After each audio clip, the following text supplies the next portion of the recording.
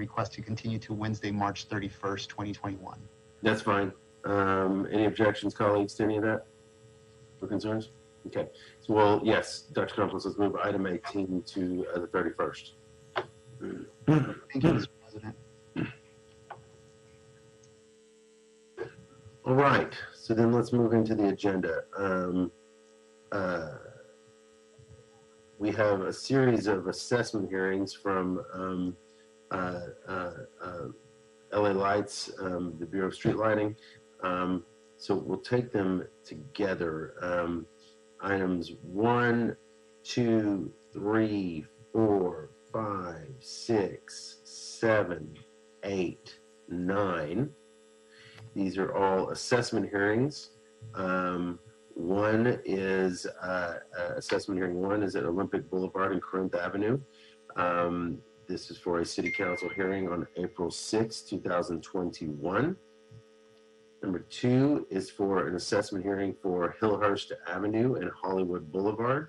Also for a city council hearing on April 6, 2021.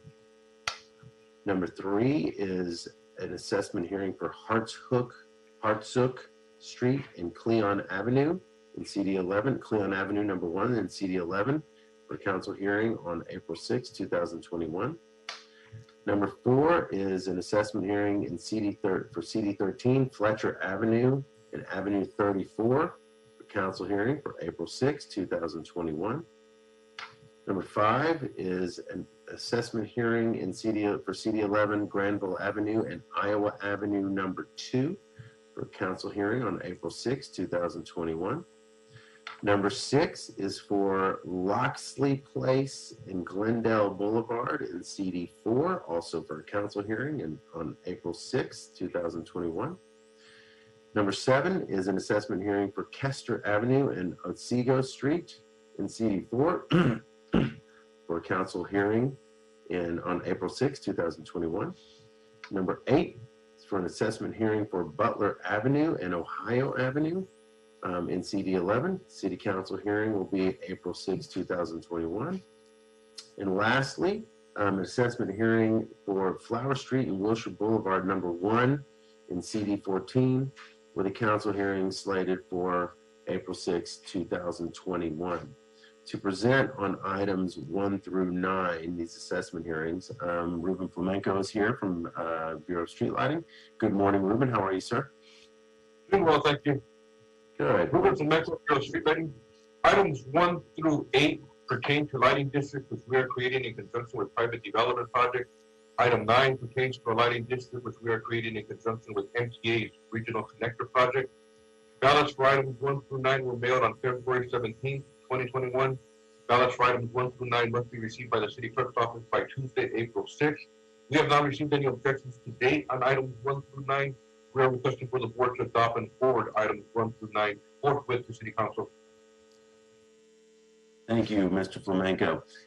Colleagues, any questions or comments? Vice President Garcia?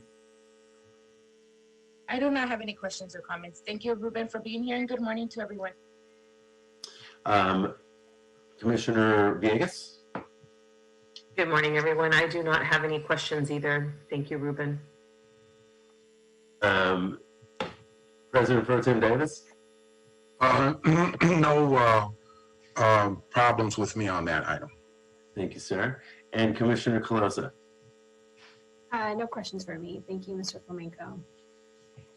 All right. Hearing no concerns, do I have a motion to approve items 1 through 9?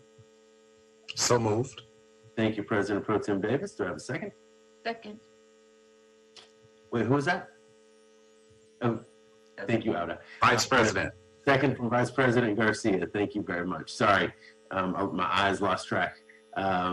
Any concerns or objections, Commissioners Villegas, Colosa? None. All right. Hearing no objections or concerns, items 1 through 9 are adopted forthwith. Thank you very much, Mr. Flamenco. Have a great weekend. Appreciate it. My question. All right. Again, item 10 is continued. That brings us to item number 11. Item number 11 is a request for qualifications for pre-qualified on-call geotechnical and environmental engineering consultants, various public works projects. Recommending the board, 1, authorize the city engineer to issue and advertise the transmitted RFQ to geotechnical and environmental engineering consultants for various public works projects. 2, authorize the staff from the Department of Public Works to evaluate and pre-qualify the respondents based upon the requirements and procedures set forth in the RFQ. 3, authorize the city engineer to negotiate a personal services contract with each of the highest rated and most responsive firms. And 4, direct the city engineer to report to the board with recommendations on executing the negotiated contracts. Mr. Schmidt, are you here on this item? Yes, good morning, President Good and Commissioners. Can you all hear me okay? We got you, brother. Okay, thank you. As President Good just stated, this board reports to issue a request for qualifications and to negotiate personal services contracts for pre-qualified on-call geotechnical environmental engineering consultants for various public works projects. This would be the next in the series of on-call contracts that our office has administered. The BOE has successfully utilized on-call geotechnical environmental consultants service contracts for nearly 30 years. This allows us to provide quality geotechnical environmental engineering services in a timely manner for a variety of public works projects as well as for other City of Los Angeles departments. The current contracts list expires in December of 2022. So this is the first step of the process to establish a new list of on-call consultants. A new list of on-call consultants will provide the BOE with a pool of competitive consultants that are pre-qualified to perform work for the city.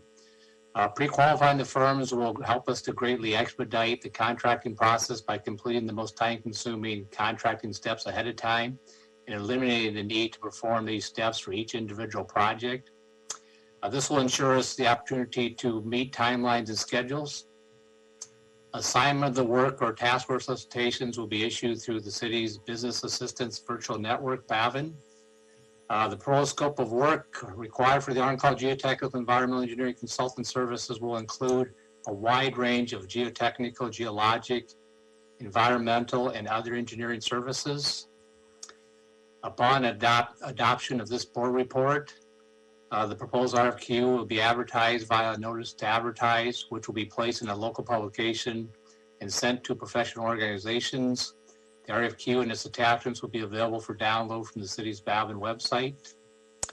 Once SOQs are received, staff from the Department of Public Works will screen the responses and may schedule interviews with representatives from the qualified firms.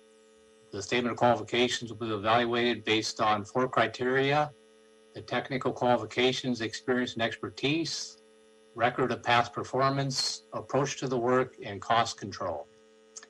Respondents submitting the highest rated SOQs will be called for or may be called for an oral interview to further assess their qualifications. If the consultants score high and have complied with all other city requirements, a contract will be negotiated with the successful respondents. In compliance with the Mayor's Directive, Executive Directive number 14, the Business Inclusion Program outreach requirements will apply to the projects covered under this RFQ.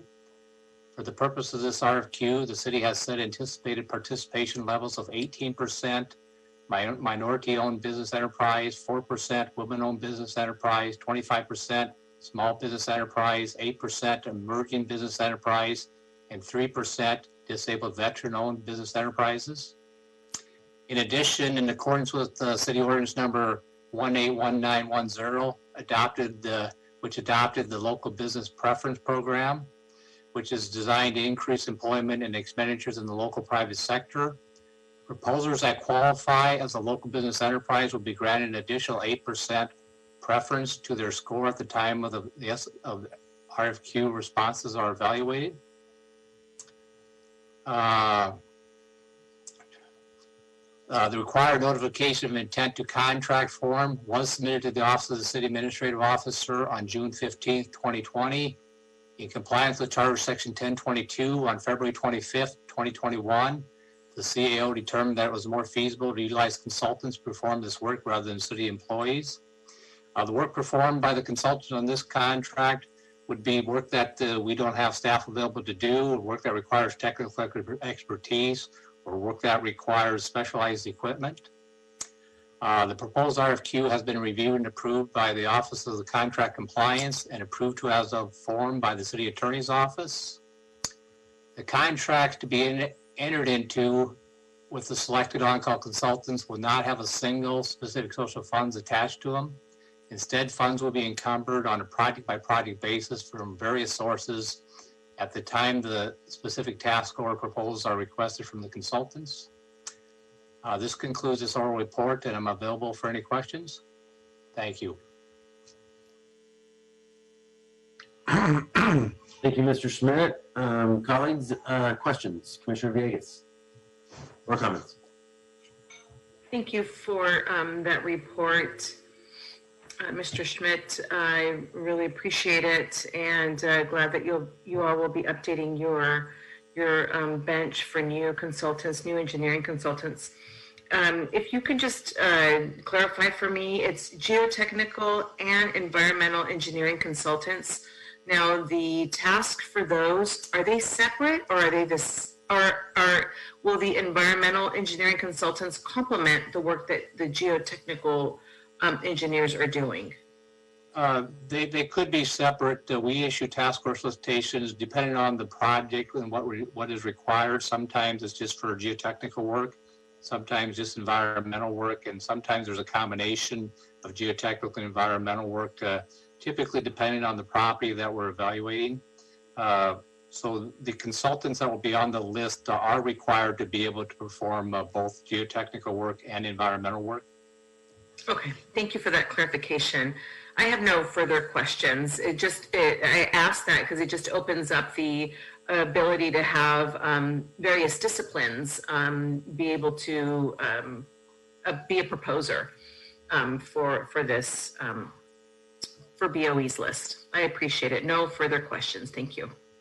Thank you, Commissioner. Thank you, Commissioner Villegas. That makes a lot of sense. President Pro Tem Davis? Yeah, I appreciate this motion. I just want to really be clear about what our goal is here. We are reaching out, as you talked about, some of our vision as it relates to inclusion. You mentioned the various areas that we would seek to try to get those individuals who potentially could be from those areas involved in geotechnical environmental engineering consultancy. Is that pretty accurate, that we would try to reach out in that area? Yes, Commissioner. For those various. Now, and I appreciate that effort. I think that vision is really very complementary of what we're seeking to do in the city. But as we look at this subspecialty, there is a lack and or a gap of minorities and women in the geotechnical engineering area. Is that pretty accurate? That is correct. So on one hand, while we have a vision of inclusion, and you're doing just what we would love to see done and what we feel ethically should be done, but we have a different kind of issue here. And what I'm trying to figure out is what our approach should be. There is a big underrepresentation of minorities and women. And I'm trying to figure out what is the appropriate way in which, and maybe this is not the forum, that we should try to lengthen the pipeline, if you will, for those groups that you mentioned that we want to see if they will be included, which in some regards, they may not even exist. So I'm trying to figure out, do we talk to trade organizations? Should we be having conversations with deans at universities? Or how do we strengthen and lengthen the pipeline for the potential that maybe more women, maybe more various diverse groups can begin to get involved in the training, the certification, to be able to respond to our vision? Does that make sense? Yes, it does make sense. I apologize. I don't have a real good answer for that, but we're seeing, I think in the academic, we're seeing more people, more women and minorities pursuing degrees in engineering and in environmental services. So we do have a history. Our consultants in the past have done a good job, and that's one of the reasons that it takes us quite a while to get these lists in place, because they do submit a lot of sub-consultants with their packages. A lot of times, as you mentioned, there is a shortage still in specific areas that we need for specific services, and due to the lack of the number of firms, there are times where we will be able to potentially have the services of one of the firms, but then when the services are needed, especially during construction, that comes up suddenly, and because they're usually smaller staffs, that they're not available to assist. But I do think as time moves forward, we'll hopefully see more of that. I don't know of any good way to do it, since these are consultants, they're professionals. Most of it is people coming up through academics and then going into their professional careers, and hopefully eventually getting some experience and branching off and opening up their own firms, which will develop more of a list for us.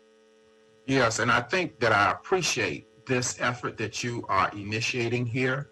I think that we would like to see more of our bureaus do just what you are doing in terms of making sure that we reach out. And as we look at these subspecialty areas where there's this huge gap of women and minorities, not even at the front door, if you will, of these professions, I think you really, in your remarks, have really given me an area that I think we need to explore moving forward, which is the potential mentorship of these firms to take into consideration bringing in women and minorities in their firms to mentor them.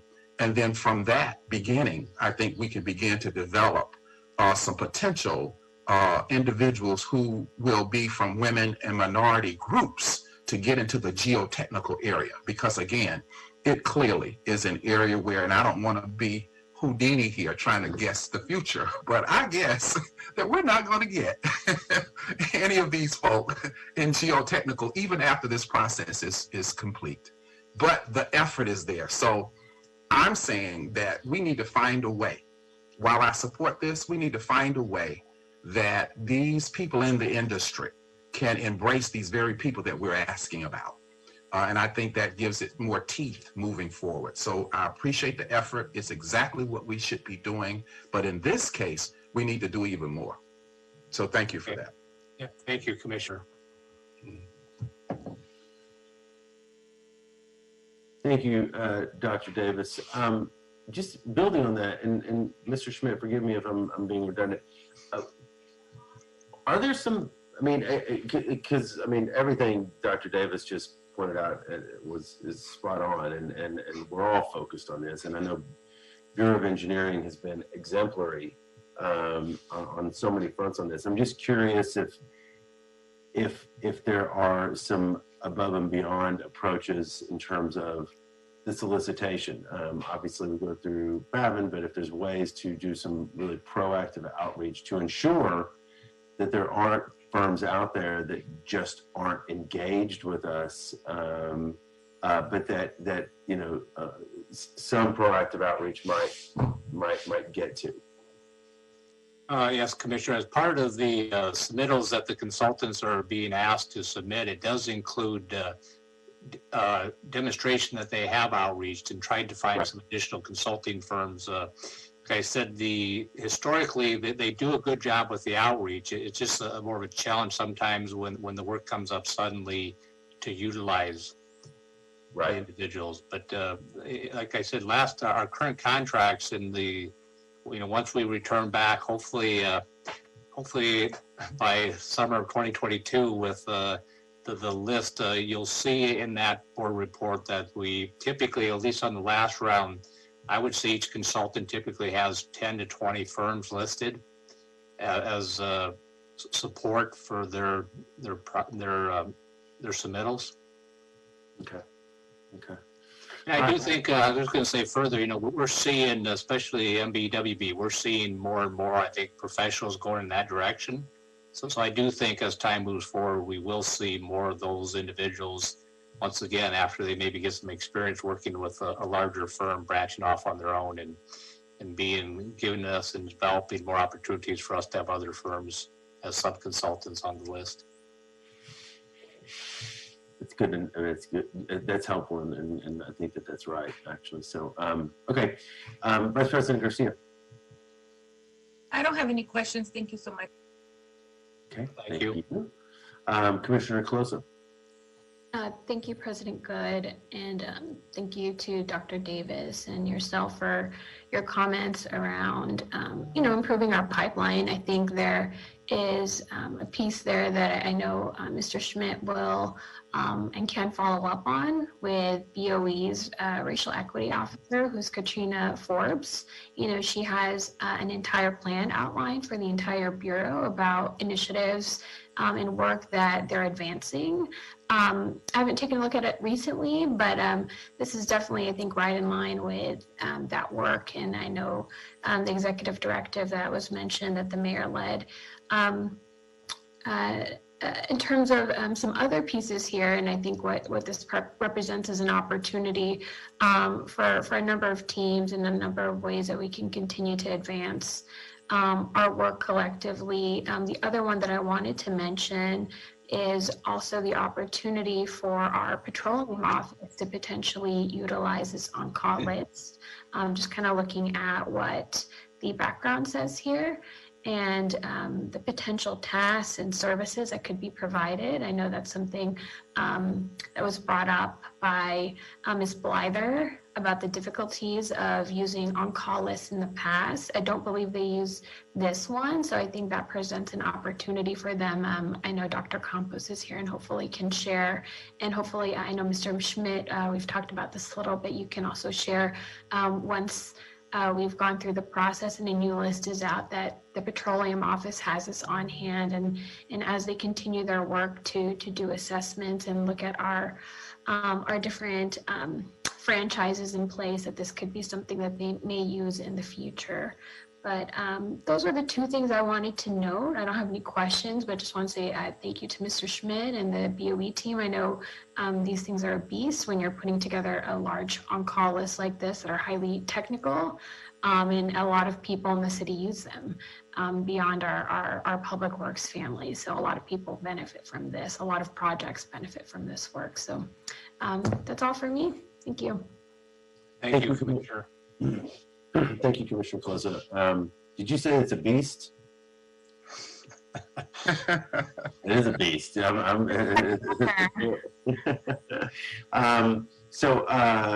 Thank you, Commissioner. I would just again re-echo that we're all on the same page here, in particular and specifically BOE, but that it is an opportunity to the degree that even maybe as a sidebar, that BOE could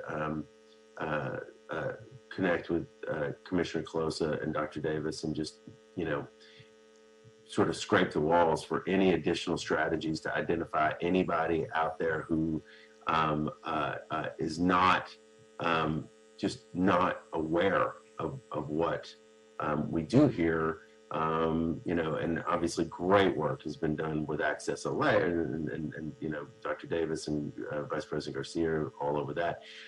But, to the degree that we can, again, turn over every rock, I think we should. And I know y'all are. Thank y'all. And this is a beast for sure. Do I have a motion to move this forward? I'll move. Thank you, Commissioner Closa. Do I have a second? Second. Thank you, Second. President. Thank you, President Davis. Any concerns, Villegas Garcia? None. All right. Thank you, and thanks for that conversation. And thank you, Mr. Schmidt. Onward and go forth. This is hearing no objections. The item is adopted forthwith. Thank you, Commissioners. Have a great day and great weekend. You too. Thanks, Thank Mr. you. Schmidt. All right, folks, let's go to item number 13. This is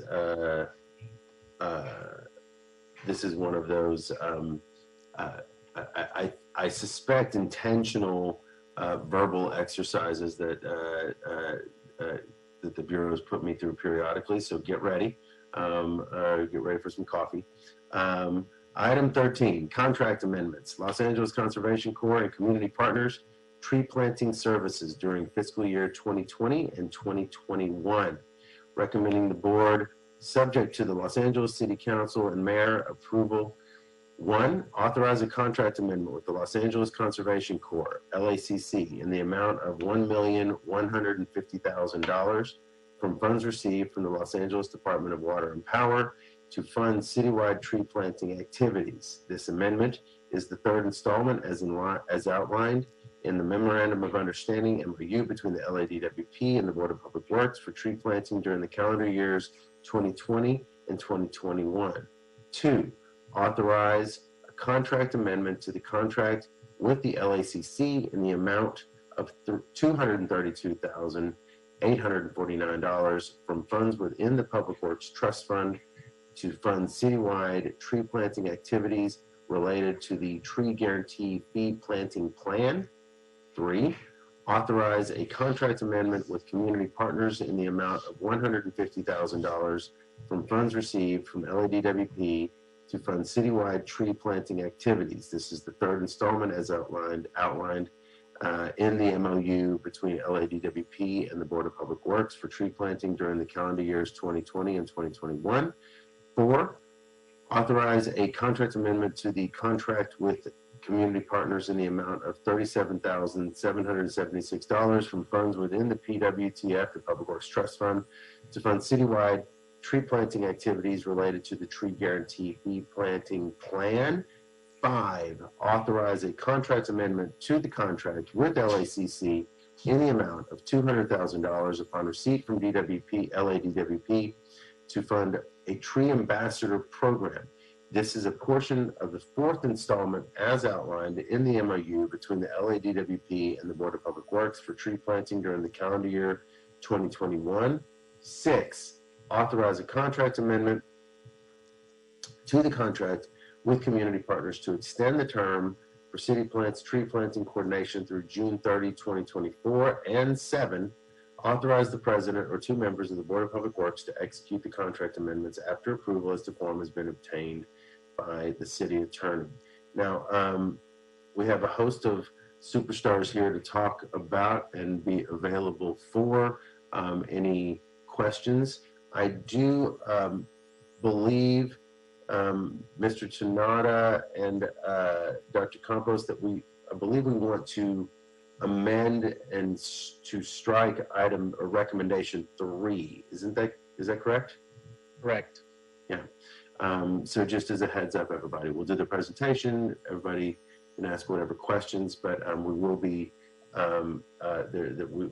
we'll want to amend and strike recommendation 3. I think it is moot at this point, but that can be fleshed out in the presentation. So I feel like there's 17 different people in the screen who could give this presentation. Who's up? I will introduce the item, Commissioner. President. All right. Thank you, Norman. Welcome. Good morning. Good morning, President Good, Board Commissioners, City Attorney, and Executive Officer. Again, my name is Norman Tanada, the Board of Public Works. As President Good mentioned, please note that I would like to request that the report before you be approved as amended to remove recommendation number 3, since this item is not needed at this time. This is because the work performed by community partners, city plants, related to this recommendation is associated with energy savings, data management, sampling, and reporting. Since this item is outside the scope of work related to the contract with community partners, we will come back before the board in July and request the board approve an authority for expenditure for this work. The other items recommended for board approval involve amendments to contracts with LACC and community partners to incorporate funding from LADWP and the Public Works Trust Fund.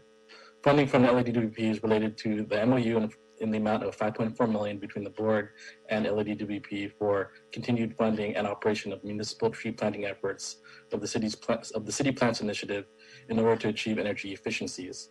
The $1.35 million in contract amendments included in this report consist of $1.15, which is the third installment within the MOU, and $200,000 that will be available upon receipt, as LADWP was invoiced on January 2021 for the Tree Ambassador Program. Both these amendments are related to the LACC contract. Funding from the Public Works Trust Fund is related to the Tree Guarantee Fee Planting Plan. The Tree Guarantee Fee Planting Plan, adopted by Council in December 2019, provides an action plan for Department of Public Works to commence coordination and tree planting activities across the City of LA in collaboration with the Department of City Planning and Bureau of Street Services. In brief, the Tree Guarantee Fee is separated into 3 major categories. The first is for private, commercial, and residential city planning development projects where developers are charged $2,600 and $2,612 per tree. The second category is for the residential non-development public work projects where developers are charged $1,945 per tree. And the third category is for residential public works projects that are 4 units or less at a subsidized amount of $267 per tree. The funding for $270,526 in contract amendments included in this report are related to the first category associated with the city planning development projects.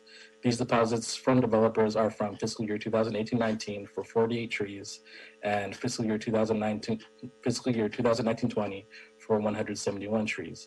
The breakdown of the $270,526 is as follows. $232,849 is for LACC for the procurement, planting, and watering of these trees. And then $37,776 is for community partners for coordination, monitoring, oversight, and reporting of these trees.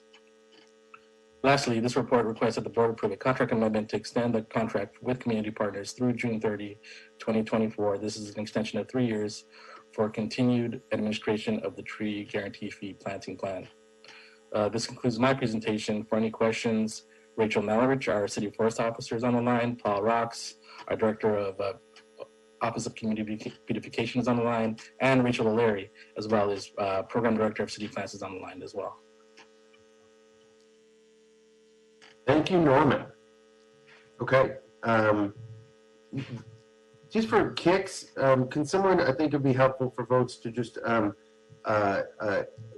re-articulate what, and I know we're only focused as it relates to the tree guarantee fee planting plan, but what the 3 categories represent. We understand that this is strictly about category 1, but just for everyone's edification, what categories 2 and 3 are, so that folks can distinguish. Sure, Rachel Mellers, do you mind answering that question? Happy to do so. So the 3 categories addressed within the guaranteed tree fee, the first are those city planning cases. So any units, any buildings that are developed with 6 or more units are required to do 1 tree per 4 units. And if all those trees cannot fit on site, so some of the large projects in downtown, for example, where we have many units and not enough room for street trees on site, they can use the guaranteed tree fee, which is what we're looking at here. First, we exhaust what's available on site, and then if they can't all fit, we don't want them ending up on balconies or in weird places. So this was developed to deal with that. The second category is, and I might get the second and third order mixed up, but we do have residential properties that are single-family homes up to 4 units. So those locations pay a subsidized rate where they just pay for the cost of the tree and its planting, and the city subsidizes the cost of the establishment care, those first 3 years of watering. The third category is 4 or more units, or more than 4 units, so larger sites, and so second and third are when we're having a street tree removal. So sites that have a street tree that has to be removed, our requirement for the board is to replant 2 to 1. If both trees can't go back on site, that second tree, or if multiple trees are removed and some of them can't go back on site, those are through the second and third component. 1 fee structure for single-family homes up to 4 units, and the second for more than 4 units, which is an unsubsidized rate that pays for the planting of the tree and its establishment care for 3 years. I hope I didn't, forgetting the street tree removal at the beginning of that explanation, but we have development cases where we're saying they have to put in new trees, and then street tree removals where the second tree or some of the replacement trees may not be able to fit on site.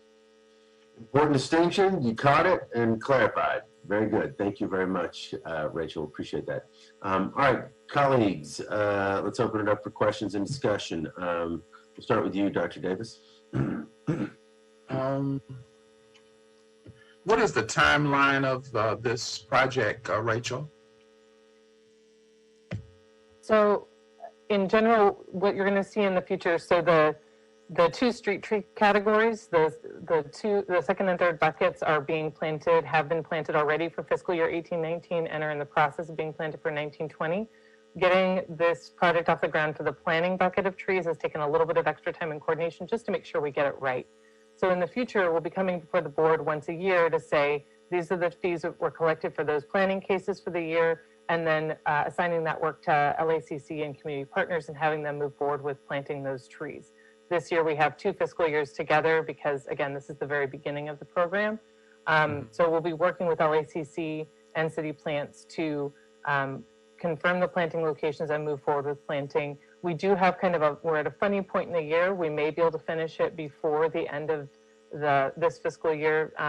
June is really the last month we should be planting. We don't plant in the summer months, June, July, August, September. I'd rather not if we can help it for the health of the trees and their transplant shock. So chances are we may be able to plant them this spring. Worst comes to worst, we plant them in October. But the hope is to get them in this spring. But Okay. that's Now, another when we look at the selection process, how does that play out in terms of areas we choose to plant the trees? Yeah, happy to address that. So the tree planting plan used a set of criteria to prioritize where, and council asked to be able to approve the planting plan, which is a little bit different for these planting trees. So the first thing we'll do with LACC is say, do the development cases fall in the same community plan area as the corridor that council approved for planting? And if they don't, then we'll have to look again at where we're going to plant. But I do want to just highlight for you the criteria that we used in developing the planting plan that was approved by council. It was looking at disadvantaged and low-income communities as defined by the state. It was looking at low canopy areas based on the canopy assessment data that we have. It was looking at site suitability, so existing parkways that could take trees. And that will be improved in the next phase of the planting. When we come back with a new planting plan, because we plant all the locations, that site suitability will probably include some tree inventory data, but we didn't have any of our vacancy data from the tree inventory at that point. So where are some parkways that we can, that are already open that we can utilize for this? And then efficiency. We wanted to have sites that had more than 25 trees available so that if we have staff going to water, that they're really being efficient with their time rather than scattered on a broader scale, which doesn't allow for good use of our resources. And then collaboration. So we looked at, are there existing projects in the area that this could complement, that we could enhance further, or different corridors that we could kind of attach to and continue an enhanced screening of those bases. But we started with, where is the need? And went from there. Great. Those look like some very good variables that you have considered in terms of the selection. In terms of the areas that we did finally select, are you comfortable that we were able to achieve those values that you just mentioned in our first execution of the first allotment of trees that are proposed to be planted? You said you wanted to do it before June, before the summer. And so of the selection we have, do you feel comfortable as the executive over the program that we were able to achieve those goals that you just discussed? Yeah, so I'll just really quickly want to acknowledge that there was a larger project team that developed those criteria and the planting plan. There was coordination with LA Sanitation and the Environment and some of their tree planting teams, for Dr. Fernando Campos. We had Melinda Guy with Streets LA and others that weighed in. Tim Tyson, our chief forester, who's now retired, they all were part of that collaboration development of that initial tree planting plan approved by council.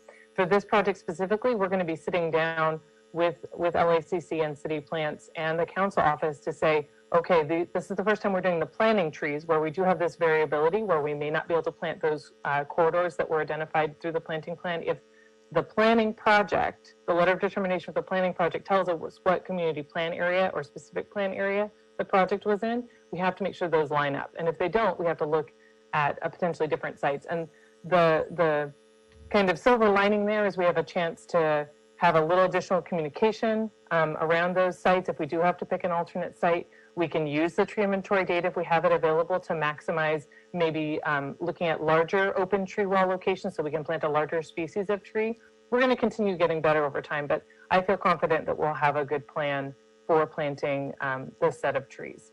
And then one final question. The funding again comes from where for the program? The funding for the guaranteed tree fee are through fees paid by developers that are developing projects that have a tree requirement through Department of City Planning. Okay. Thank you very much for your report.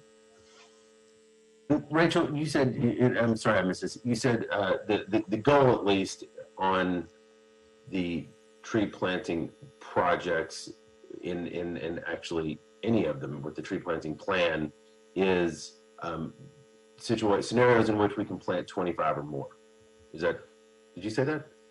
Yes, and in my former role, that's part of what I was looking at was tree planting projects. So it's an area that's kind of near and dear to my heart. We want to make sure that as much as possible, you're not sending out a crew to water a single tree or 5 trees. It makes it so you're spending more time driving to and from the site than being able to, and we do have some sites that are like that in all 3 buckets. There's some council districts that only have a couple, and we're still committed to planting them, once you're going out and planting those additional trees to the corridors. But we're trying to minimize that as much as possible. So we're, again, planting along one stretch that then will allow for that efficiency over time. No, that makes total sense. I just wanted to, in fact, it would be absurd not to look for economies of scale like that. That makes a lot of sense. So, all right, thank you. Vice President Garcia.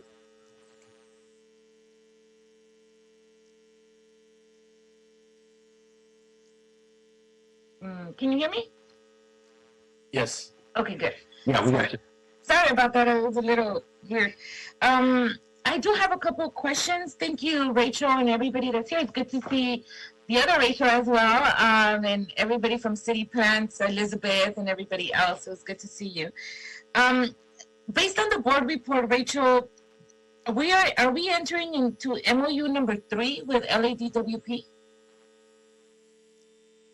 So this is the 3rd installment of the current MOU with DWP. You approved the 2nd installment in December, or Paul, can you speak to when the last installment was approved, or Rachel? I think it's at 2019 is what the board report says.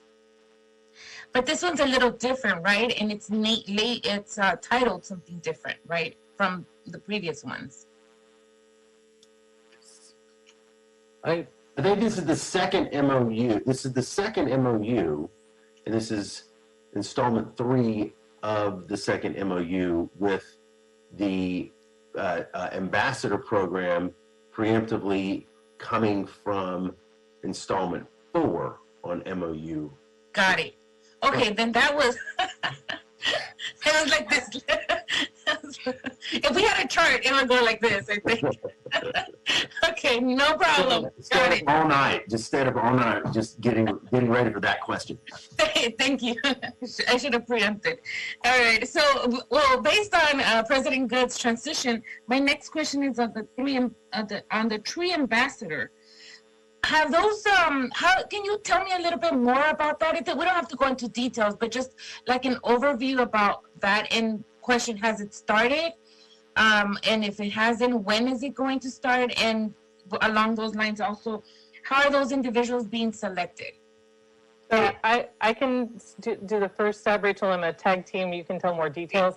I just want to say this is a really exciting project where LADWP put aside funds in the contract for urban heat island, enhanced engagement areas that deal with urban heat island. And this has been a wonderful collaboration to watch where we're going to be investing in local individuals to do some of that outreach. And Rachel, if you want to talk a little bit about the timeline.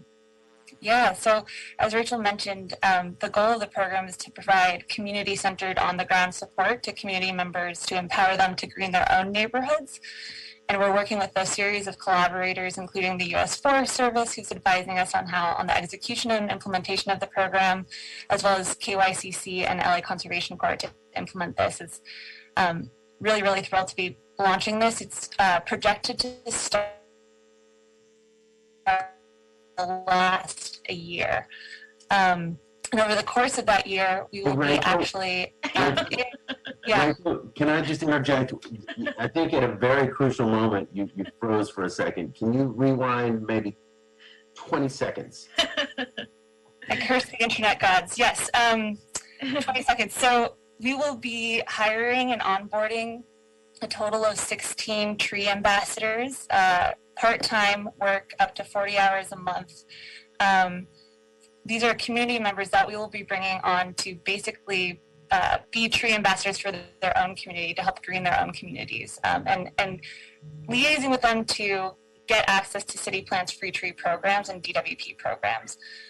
These ambassadors will be onboarded late April, early May, with a series of partners that we're working with to help us implement the program.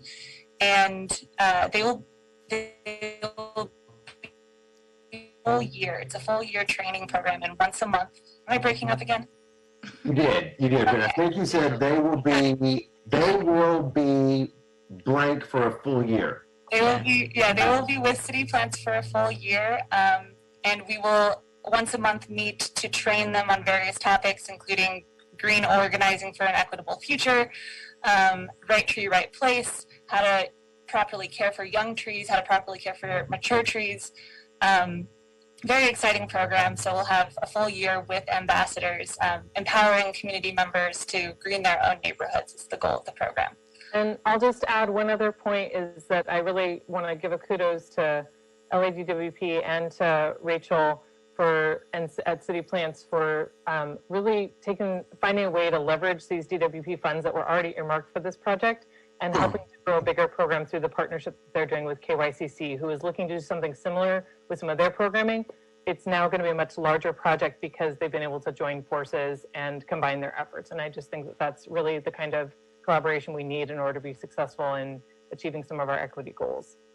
Yeah, thank you for that, Rachel. I would add, throw the Forest Service in there. They've been a huge supporter of this program and giving us a lot of direction from the national perspective of what's going on in other cities to learn lessons learned and implement them here. Perfect. Okay, thank you so much. I'm excited about this. I love this tree ambassador program. Just hiring from the community, I always have I believe in that so much because they live in the community. They're going to take care of their community. They have pride in their community. And so this is a really amazing program that you're putting together. Excited. And I also want to publicly thank LADWP for providing the funds to make this program happen. And I look forward to really seeing more trees out there and making our city more canopy rich, I would say, then in different parts of our high barrier community. So thank you so much to all of you for working on this. This is very much exciting times. And I'm not sure if but how can we get an update on how this is going? Will you come back to board and update us, when the tree ambassadors have been hired and what they're doing and how they're working? I want to hear how the program's going in maybe in a couple months. I will definitely I would love to give an update for you, certainly. And one thing I forgot to mention that I'm really excited about is that this will be a fully bilingual program. So not only the toolkits and workbooks that we'll be providing, but the trainings will be fully bilingual as well. So really excited, would love to come and present on as the program develops. I know you stopped there, Rachel. Okay, I'll stop it for you. Yes, you'll come back, and maybe at some point we can hopefully meet your ambassadors, just at least get to know them, see who we pick, who's out there doing this good work for us. But that's all, Rachel, because obviously they're not letting you speak today.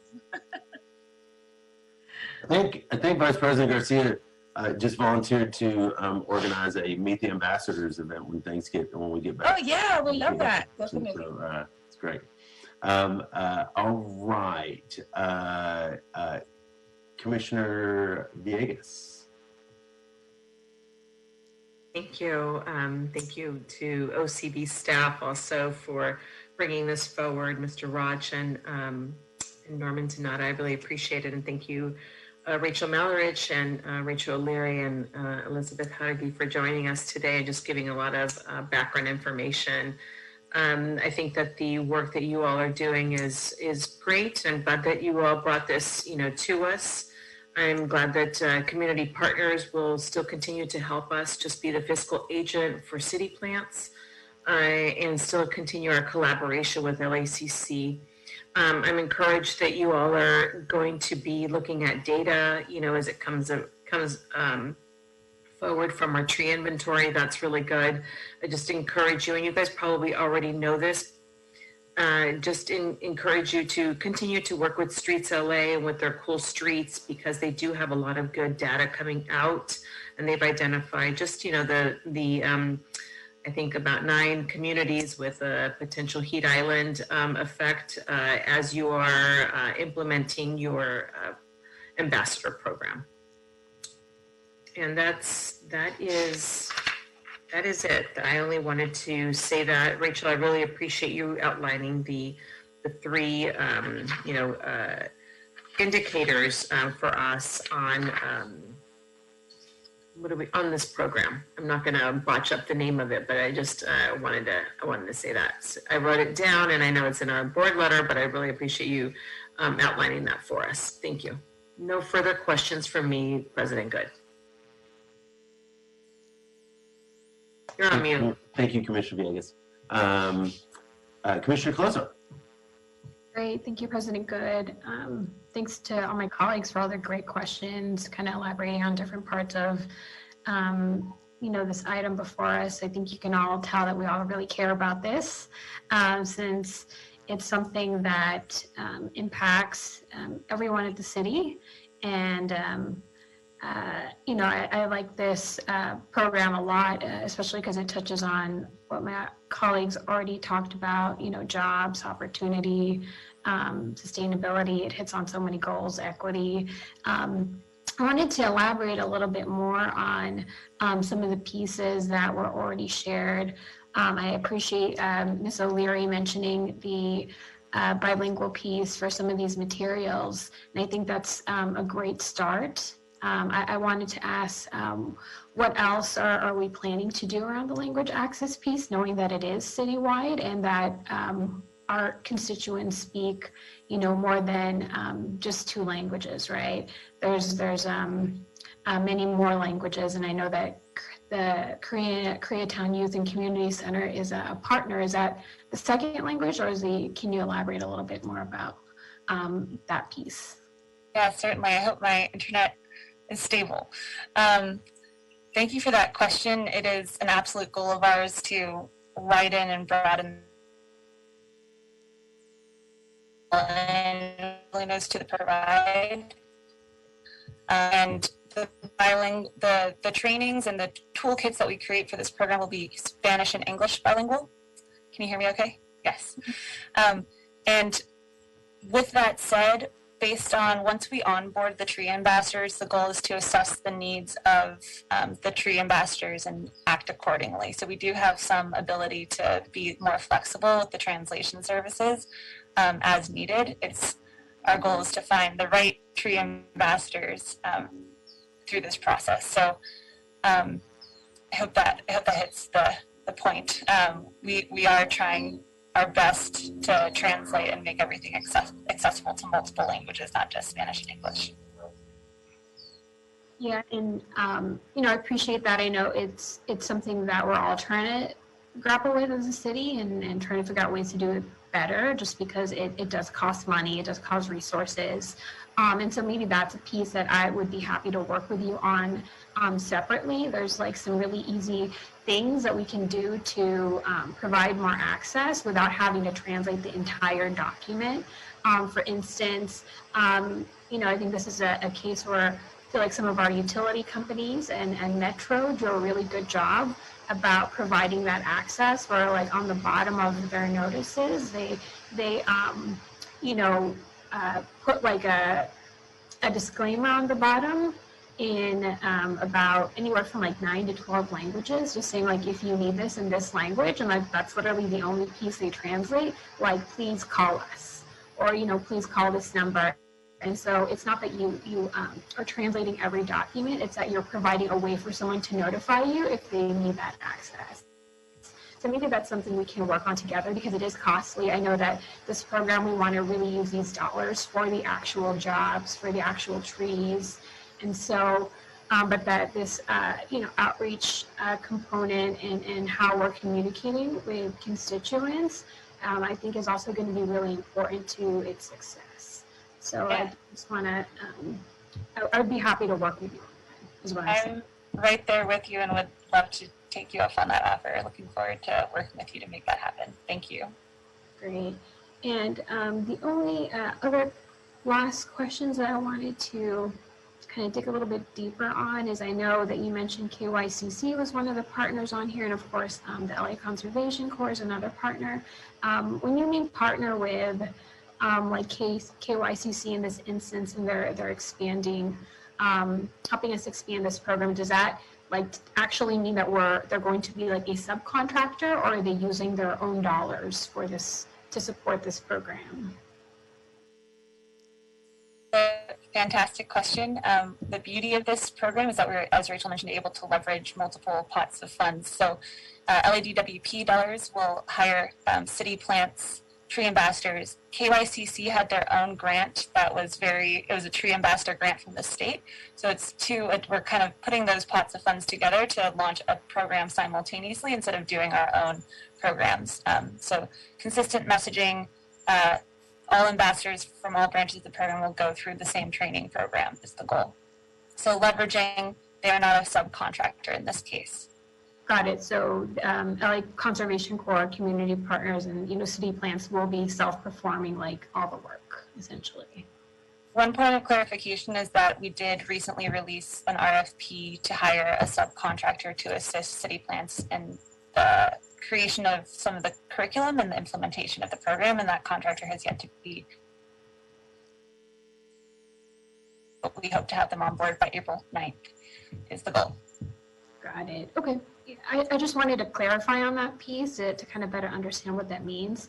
Knowing that, the contractors are in this MOU, we're obviously building off of the OCB contractors that we have in place now for other programs. And that list is really rich with a lot of community partners who also do tree planting and are already embedded in the city family and already embedded in these communities. So, to what extent we can also continue to partner with some of those organizations that you're already very familiar with. I'm not going to name them off. I think there's a huge opportunity there as well that I wanted to just note. Yeah, thanks so much for flagging that. This is not meant to be an exclusive program at all. We have some built into the budget, some stipends for all of the other remaining community nonprofit tree to need this work and help with the implementation of it. So another point is that we really hope that we're kind of considering this a pilot and looking at how effective this model is for our programming at large and long term, and we do have program evaluation baked into this process, and based on the results of the program, feedback from the ambassadors themselves, success of the tree planting itself, we will hopefully be integrating this into our framework in some more consistent way. Great. Thank you, Rachel. And just one last point for me, not a question for you, but I'm hoping that we can also make sure to, and I'm sure you will already do this, but I just wanted to point it out, is make sure that we do reach out to our neighborhood councils, of course, once you have this program up. They are some of our most active people here at board, which is great, and they really care about trees and they really care about your work. So I know they would really appreciate learning more about, especially I'm sure the ambassador program, and I know you're in touch with some of them through CFAC already. But thank you for all your work. It's nice to see the tree team, if you will, here at board today. And that's all for me. Thank you, President Good. Thank you, Commissioner Closa. Observation, if anyone didn't notice, it appeared for a second that Miss O'Leary's cat was frozen behind her. But really That's my dog Zelda. Always making mischief. Zelda was not moving. Wondering if the computer had frozen her. All right, thank you, everybody. I do have just a couple of quick questions, and forgive me if they're sort of elementary, but what will the ambassadors actually be doing? Not an elementary. Fantastic. So the goal is to empower them and outline how to access City Plant's resources for both street trees and private property trees, and have them be kind of amplifiers in their communities. So connecting neighbors and friends, families, looking at community hubs, in their own neighborhoods and to kind of further the connection to the program. So.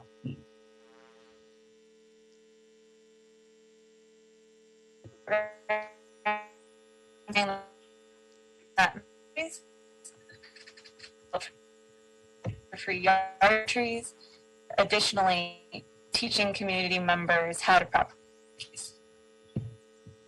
So basically firing people up within their neighborhoods about the superhero nature of trees, what it takes to do them, what the programs are available via city plants, and how to get it done.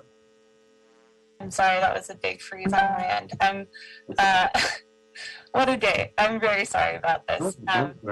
It's 2021, Rachel. It is.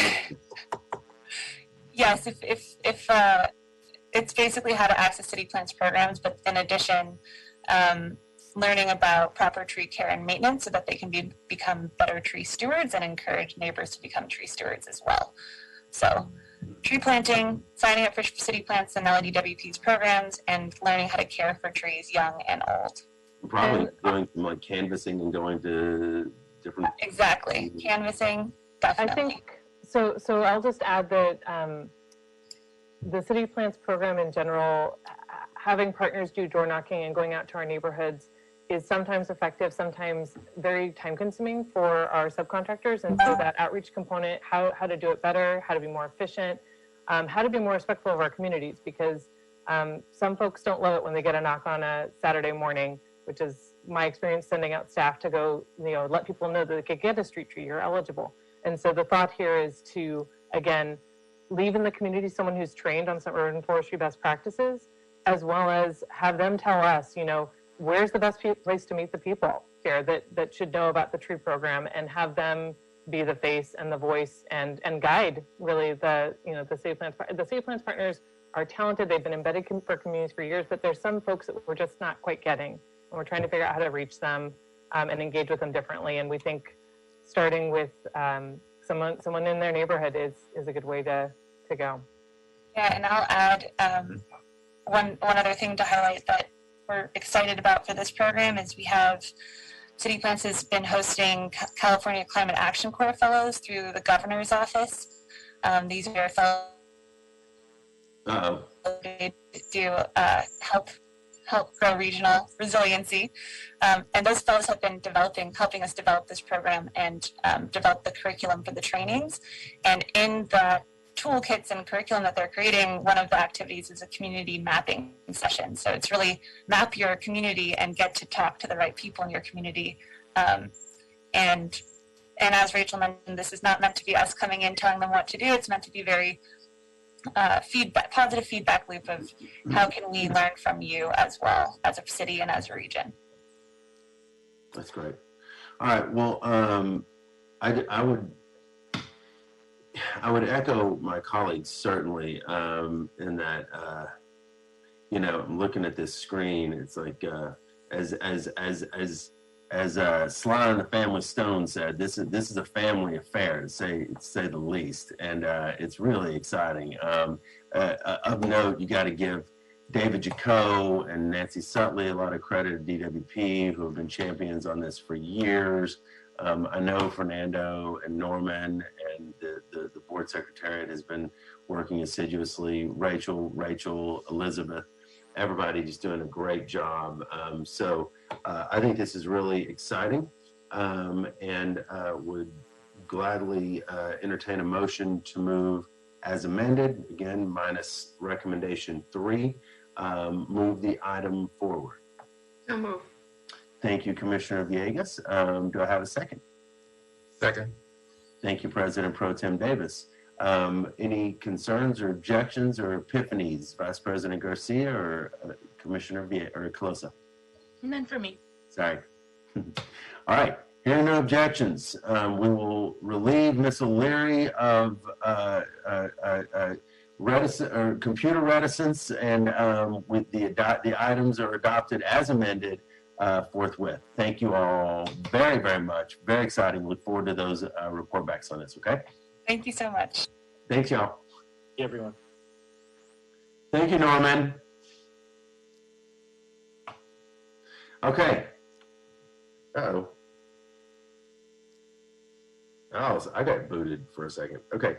All right, colleagues, let's go to item 14.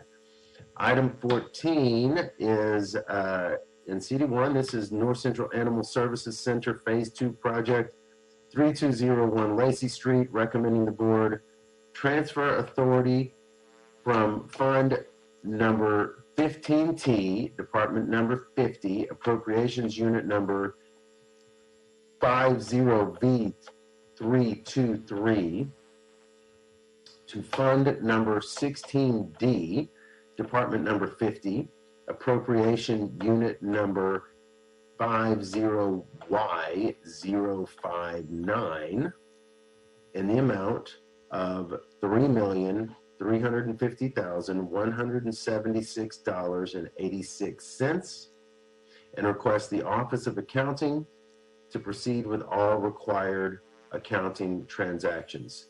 Just because the specificity of this recommendation is so crucial, I want to confirm with Dr. Campos. Did I get all that right into the record?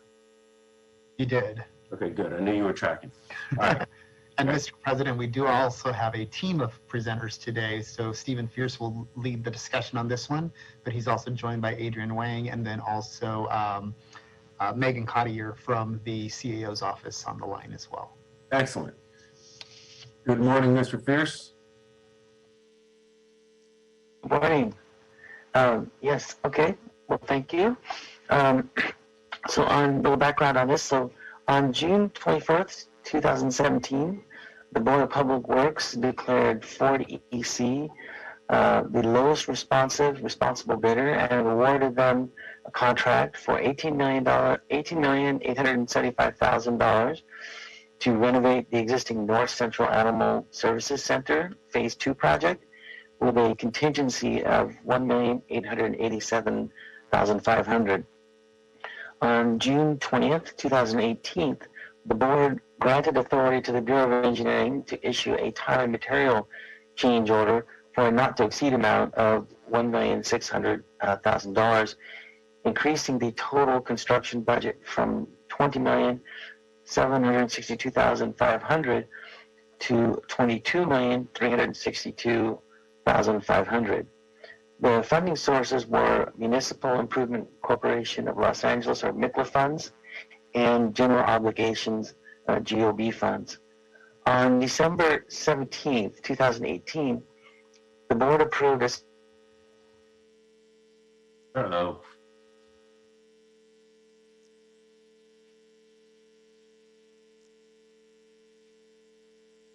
We lost you, Stephen, for a little We bit. lost you, buddy. You're on mute now.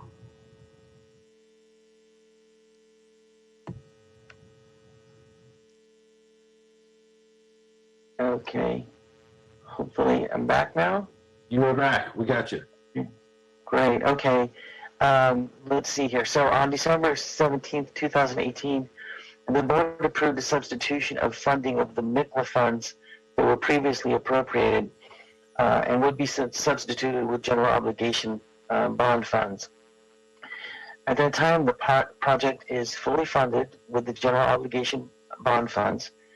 The total budget authority is $22,362,500, and this is through funds 16K, 15S, 15T, and 16D. So on January 28, 2021, the Office of Accounting notified the BOE that there was an over-expenditure in fund number 16D beyond the amount authorized by the board, and an under-expenditure in fund number 15S and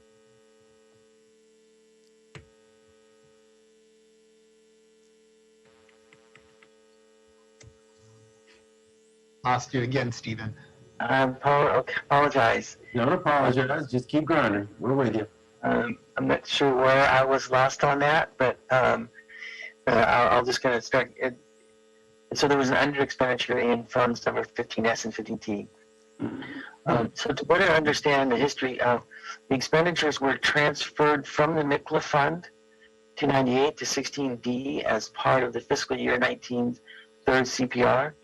And so ongoing financial tracking failed to account for these expenses and incorrectly gave the impression of a lesser amount in the expenditures in Fund 16D. While this Fund 15T still has authorization to spend, there were no more funds available in that account. Fund 16D no longer has the authorization to spend. However, it does have the funds available to cover the two pending final invoices for the project. These two invoices are for the final payment and the release of retention. So in short, it appears that the root cause was from the defeasance of the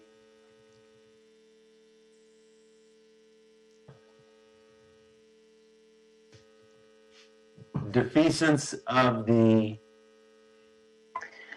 So in short, it appears that the root cause was from the defeasance of the Prop F bond that was later converted to MICLA and is now the GOB, the General Obligation Fund, which ultimately contributed to the impression that the Funds 16D had a lesser amount in expenditures. Currently, the BOE and CAO and accounting have identified that Fund 15T has an available balance to $3,644,318.36, and that the authorized amount in Fund 16D is increased by $3,350,176.86, with the funds transferring from 15T to cover the expenditure. I hope that came through. I'm not entirely sure on my end. We got you. Okay. Thank you. With that ends my presentation, and I do have Megan Cotier from the CAO's office and Adrian Wong, who are the project managers, here with me if you do have further questions. Thank you, Mr. Fierce. Well, let's see. I think we got it. Dr. Davis, do you have any questions or concerns? Not on this item. Thank you. Thank you. Commissioner Villegas? I don't have any questions either, but I was wondering if the CAO's office wanted to chime in on any other information for us. No.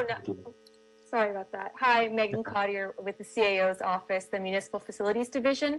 Nothing to add, just that this motion looks to basically line up spending authorities with the appropriations that are available. So this is our last Prop F project. We're very excited. Construction is complete. And so we're just looking to, this is more of an administrative matter to ensure that we can make payments as necessary. Thank you, Megan. Commissioner Villegas, you want to unmute? Thank you. Thank you for that. I appreciate it. I'm just glad that we are just making these minor changes and cleaning things up to be able to just finish off this project in the north central area of Los Angeles, a little animal shelter. So much needed. Thank you. Thank you, Commissioner Villegas. Vice President Garcia? Thank you, President Good, and thank you, Mr. Fierce, for your report. I do not have any questions. It's basically we're just authorizing the authority to move money around, basically, right? Yeah, I'm okay with this. Thank you. Great, thank you. Commissioner Colza? I don't have any questions on this. I was brief, but I just want to thank BOE, CAO, and of course, Dr. Campos and Miguel de la Pena and the accounting team for their work on this. This may look simple, but there's a lot of stuff behind the scenes that they worked on that I know that kept them a little bit busy on this item, but I'm glad we're finally closing it out. So thank you. Thank you. Ditto. This is definitely in the words per recommendation per work. I think this is one that the ratio is crazy. So thank you, Ms. Kotcher, for joining, and thank you for the work. Thank you, Stephen. Thank you, Mr. Wang. Thank you, Fernando and Miguel. And that's, I think we got it all covered. Do I have a motion to move the item forward? Thank you, Commissioner Coloso. Do I have a second? I'll second that. Thank you, Commissioner Villegas. Any objections or concerns? Garcia or Davis? No objections from me, Mr. President. None from me either. All right, hearing no objections, the item is adopted and approved for. Thank you all. Thank you, Mr. Fierce, for your patience and your persistence. Thank you. Well done. Colleagues, let's, if you will indulge, let's take a 5-minute recess. We will return at 11:48 in the a.m. Sound good? Yes, sir. We started the recording.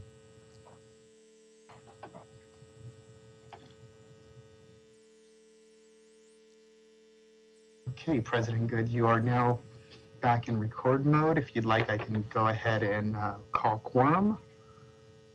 Yes, thank you.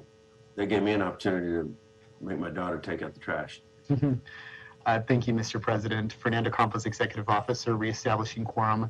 It's 11:49 a.m. We have President Good, Vice President Garcia, President Pro Tem Davis, and Commissioners Colosa and Villegas. President Good, you do have a quorum at this time. And I'll turn the mic back over to you.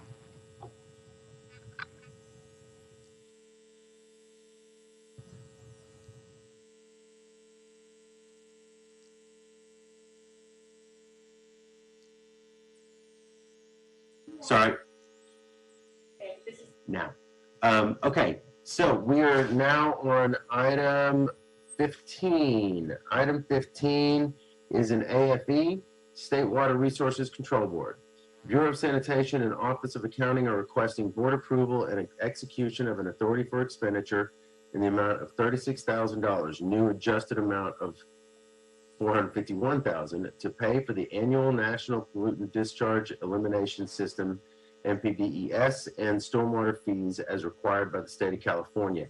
In addition to annual fees, this encumbrance is for payment of a settlement offer to State Water Resources Control Board for NPDES permit violations not to exceed $18,000.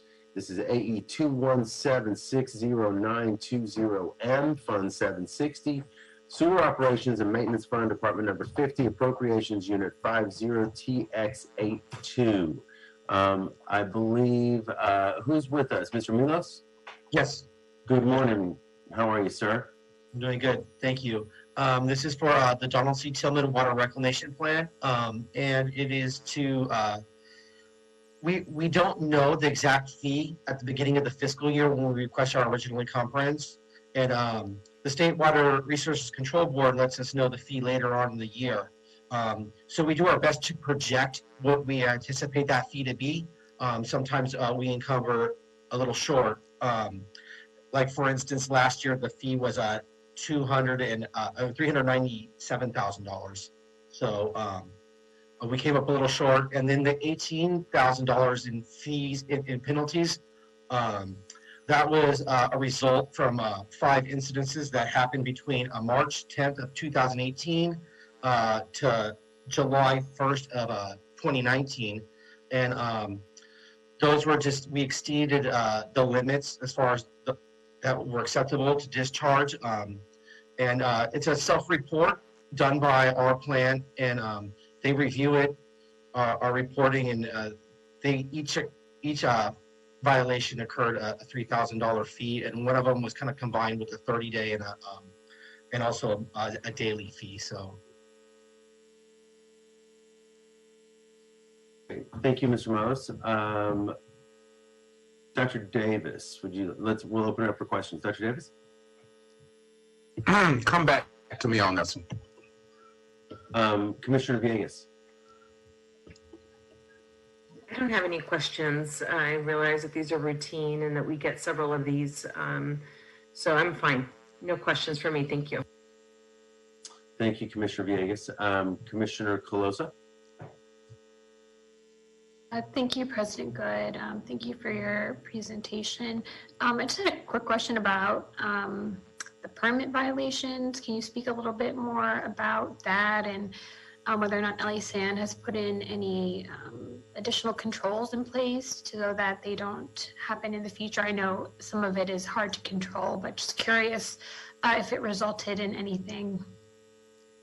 So I do have our senior environmental engineer here on this call too that could possibly answer some of these more technical questions as far as why they occurred.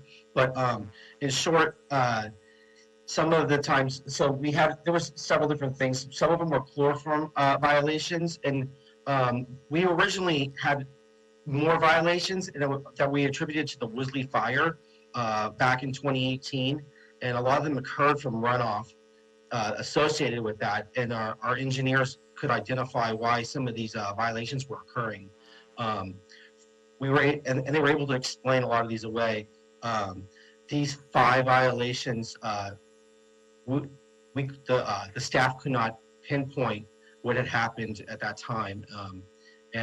Since they were a while ago, I myself was not there, but we have not occurred another violation since that July 19th date.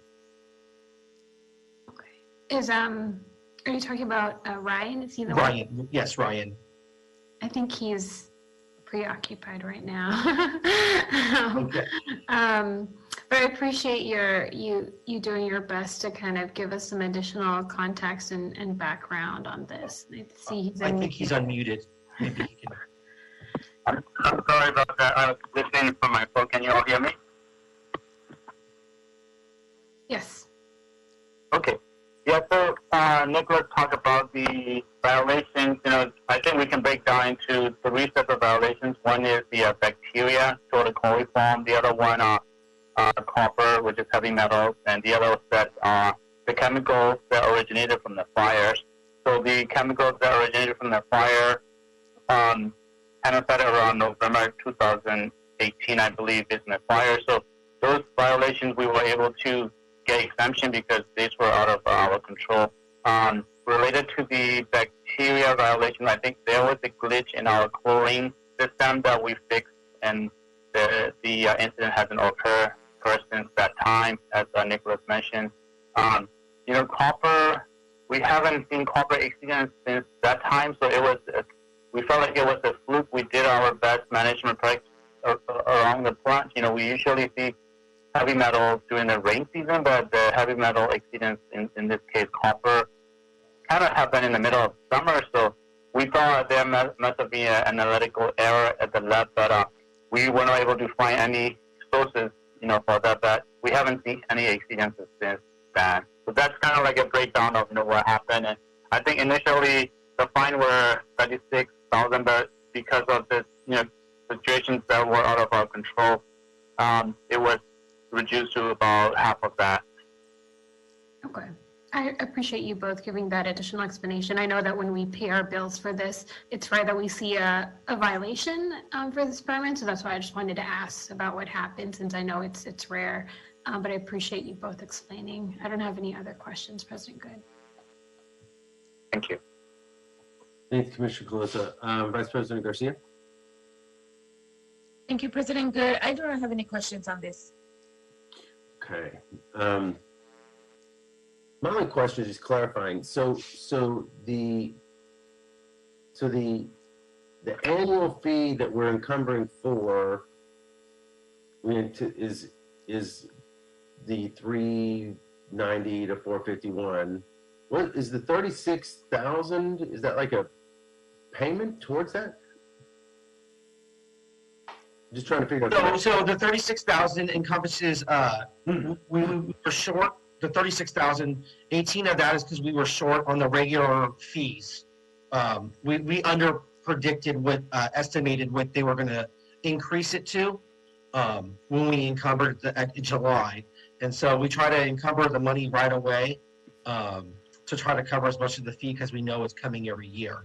But we haven't received the invoice yet. The other 18,000 is because of those violations. Right.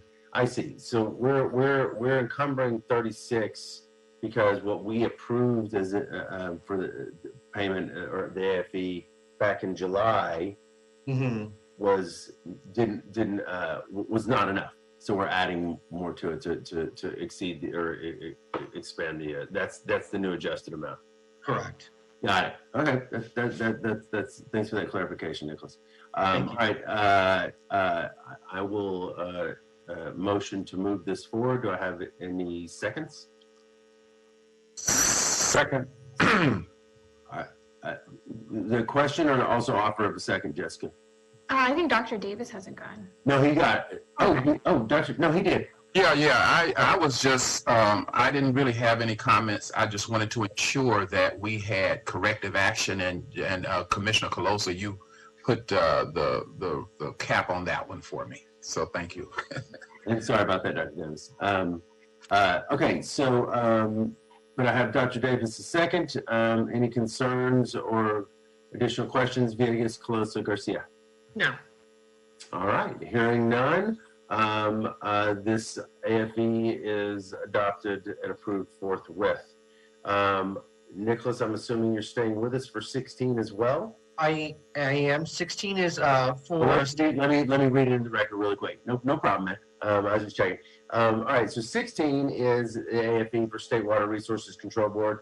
Bureau of Sanitation and Office of Accounting are requesting board approval and execution of an authority for expenditure in the amount of $11,000, new adjusted amount of $134,787 to pay for the annual National Pollutant Discharge Elimination System and stormwater fees as required by the state of California for the period covering July 1, 2020 through June 30, 2021. This is AE 217-60925M, Fund 760, Sewer Operations and Maintenance Fund, Department Number 50, Appropriation Unit 50, TX82. Nicholas, I just need to read it in the record. So, so jump right ahead. This is for encumbrance increase for LA Glendale Water Reclamation Plant to pay for these standard fees, annual fees for State Water Resources Control Board. And it's just standard fees. There were no violations that we have paid for.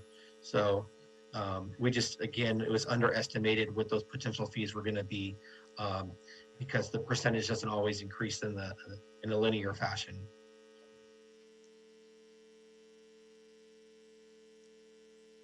I said, gotcha.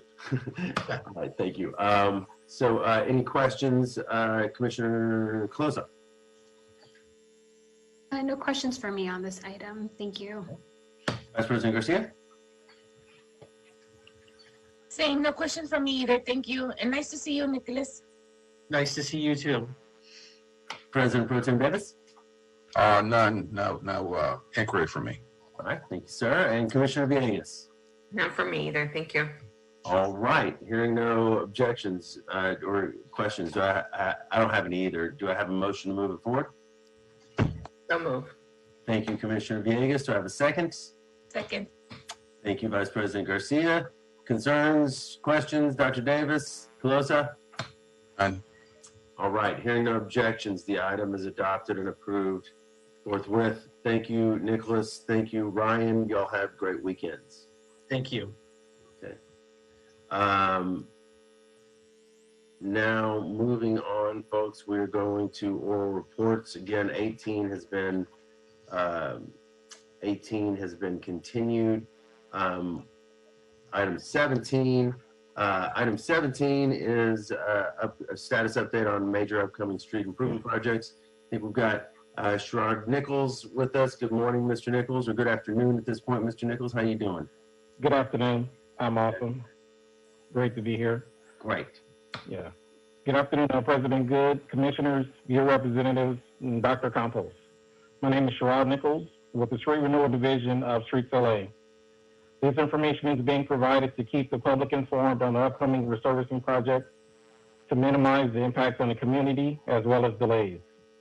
For additional information, you can contact our coordinating section to speak with the coordinator, or you can speak with myself, Sherrod Nichols, the Chief Coordinator for the Street Renewal Division at 213-847-3200. This weekend in our metro area, Saturday, March 27th and Sunday, March 28th, we will cold mill and resurface Main Street, Flosset Avenue, to Florence Avenue and CD9, Zapata King Neighborhood Council funding, complete streets funding. The following projects are scheduled for the Tree Renewal Division Valley region. During the week of March 28th through April 3rd, the following projects will be starting at 6:30 a.m. and ending at 3 p.m. using the Pavement Preservation Fund. On Tuesday, March 30th and Wednesday, March 31st, we will cold mill and resurface Plummer Street, Willie Avenue to the San Diego Freeway in CD12 and the Northwest Neighborhood Council. On Tuesday, March 30th through Monday, April 5th, we will cold mill and resurface Vineland Avenue, Keswick Street to Valerio Street in CD2 in the Sun Valley Area Neighborhood Council. On Wednesday, March 31st through Thursday, April 1st, we will cold mill and resurface Plummer Street, the San Diego Freeway to Burnett Avenue and CD7 and the North Hills East Neighborhood Council.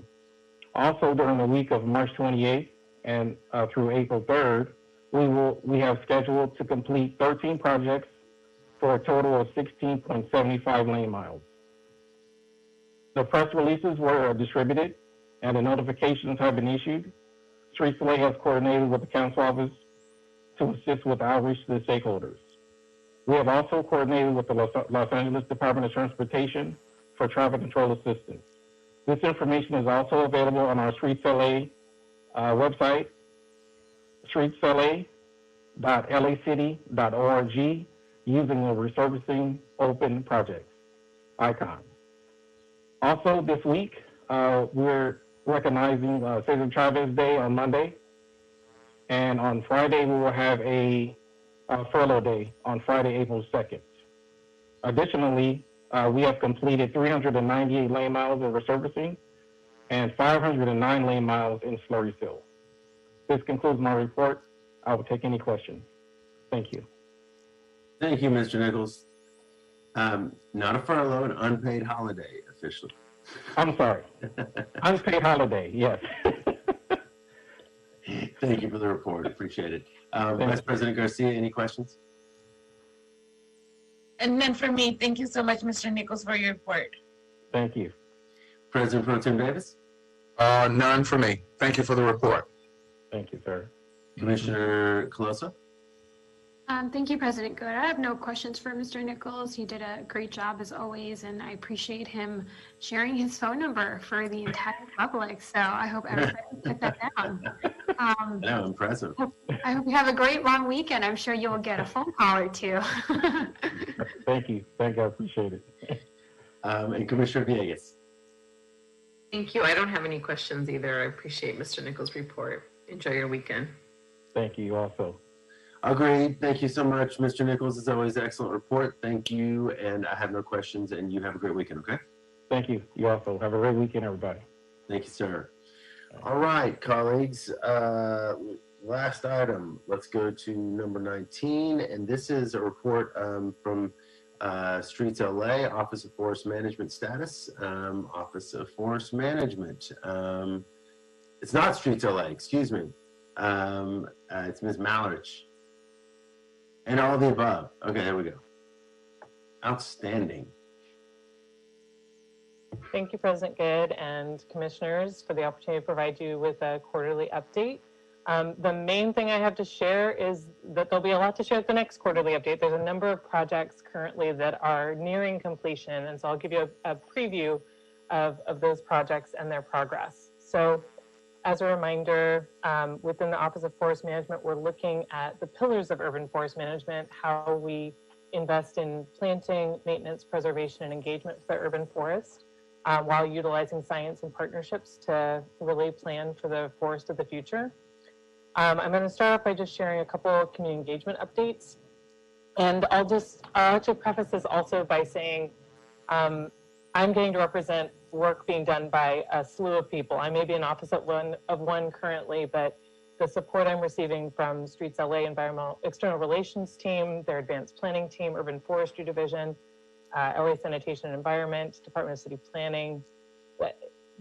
I feel so supported in working on the things that I'm pushing forward from my office from those different groups. So, and same thing with some of the projects we'll be sharing. You'll get to see some more of the project teams. So with that, I'll just remind you of what I shared in December. The long-term goal is that we get an urban forest management plan implementing and getting adapted on a regular basis. Our midterm goal is completion of the UFMT, and we're hoping to do that in the next couple of years. And my short-term goals, which I'll be talking about today, is the street tree list, our tree preservation strategy, and supporting canopy equity, and working on some pilots and research projects. On community engagement, we've been continuing with the Lunch and Learn series that I started last year. And since I met with you all, we've had 6 Lunch and Learn sessions. Those happen on the 2nd and 4th Wednesdays of the month. I have a couple examples here of some of the topics we've covered. We had really great engagement using the Mentimeter tool to talk with folks about native trees and their use in the streetscape, and thoughts and feelings and ideas that the public has around that. We've been able to highlight key partnerships. We had a session with Google and the session with the Governor's Office of Volunteers talking about the California Climate Action Corps Fellows. The one this week, but the previous one was around Treekeeper 8, our new tree inventory system, kind of some tips and tricks of how the public can utilize the publicly accessible data seen there. So again, those are sessions where I'm giving a short presentation, either myself or a partner, for about 15 minutes, and then taking Q&A for 15 minutes in an attempt to engage with the public while we can't be in person. Additionally, again, a huge thank you to Streets LA and City Plants for co-hosting and their leadership on the Growing Vibrant LA Communities events. We had one in February, Urban Tree Equity, looking at green streets and green jobs, which continues to be a huge focus and theme, and had a number of people participate both in the English and Spanish sections of that webinar series. So I'm going to just share with you briefly, these are some of the projects I'm going to talk about, and kind of their percent completion. I'll show this again kind of at the end of the presentation so you can get a sense, but we're going to start off with these 2 that are literally in the next 2 weeks. I'm going to have final reports for these 2 projects. We're just coming to the board a little bit early. So I'm going to start by talking about tree canopy equity. The first one, just to remind us, the mayor has set out the goal in the Green New Deal to increase tree canopy in areas of greatest need by at least 50% by 2028. And the question for me has been, how do we get there? And we've got 2 projects that are currently working to take the next steps in terms of how we're going to achieve that goal. The first one is our Visiting Scholar project, being led by City Plants through funding from Tree People, and that's Vivek Chandas and Kappa Strategies. This is in January, they released the first phase of that report, and they covered it at the Growing Vibrant LA Communities event in February, which is just an assessment. They did interviews with city staff and stakeholders, and came up with some key convergent and divergent themes that you can see in the report, which is on City Plants' website. And they're wrapping up phase 2. In the next couple of weeks, we anticipate seeing the phase 2 of that project. And to give a bit of a sneak preview that they already shared at the Growing Vibrant LA Communities, here's the project team included Tree People, some folks from the Stoss firm, we have city staff, City Plants, and LA Sanitation and Environment, myself, and the Kappa group led by Vivek Chandas. So what he's looking at within this project is a potential tiered approach for tree planting. In our areas of greatest need, there's a real lack of space for trees, and we're looking at how we think about allocating space for trees through this tiered model. Tier 1 being we plant the site that's available, open parkway or open tree well.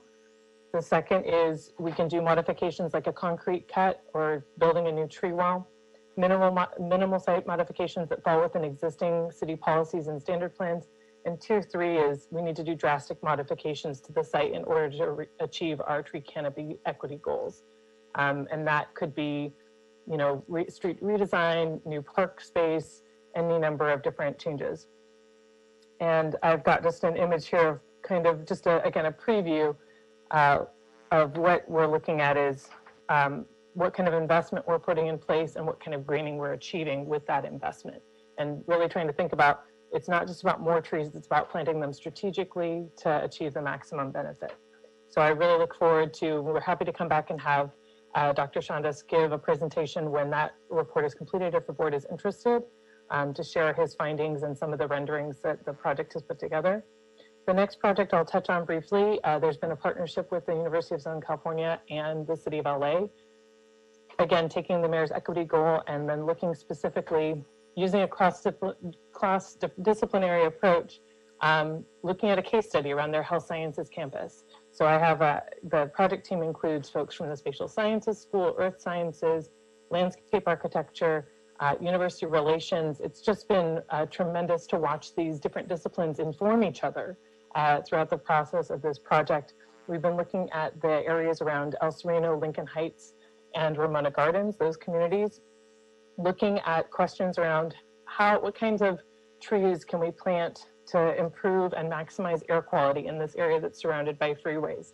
How can we better understand trees on public and private property? This project team has mapped, and with species, all the trees on private property in this area, which is huge. Our inventory is going to do all the public trees. They had students supporting us in getting an inventory on private property, and we know that most of our tree canopy, 90% of it, tends to be on private property, so we have a sense of what's there. And then using landscape architecture and design informed by earth sciences to think about how we address urban issues like heat and air quality through design. And then throughout that, USC has been helping us do community engagement through their relationships in the communities. We've also worked with the council districts. We just had a community meeting this last Wednesday night to hear feedback from the community on some of the early findings from this USC project, which again, I anticipate in the next month or so, that report will be completed. And it helps us, again, look at how we make really strategic investments for the health of our residents in these high need areas. So closing out the equity component, I'm going to talk a little bit about our progress on the UFMP. Streets LA's advanced planning team had a contract with Tetra Tech that we've been able to utilize to develop some initial sections of our urban forest management plan, looking at structure of governance and our plans and operations analysis. This project is nearing completion, I would say, in the next month or two, that they will also be done with these first components of the UFMP, or draft sections, that then will be incorporated in the final document when we have that consultant on board and starting that process that will take the next couple of years. And so that's another project. Within that, they also have two things related to my tree preservation and street tree components.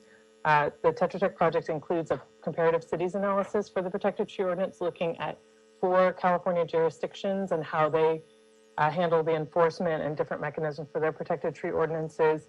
And the master street tree list, we've had the opportunity to work with a project team of experts to look at our tree list and think through criteria and make recommendations. So again, this project is not complete, but we're nearing completion. We're at the draft phase and are reviewing those.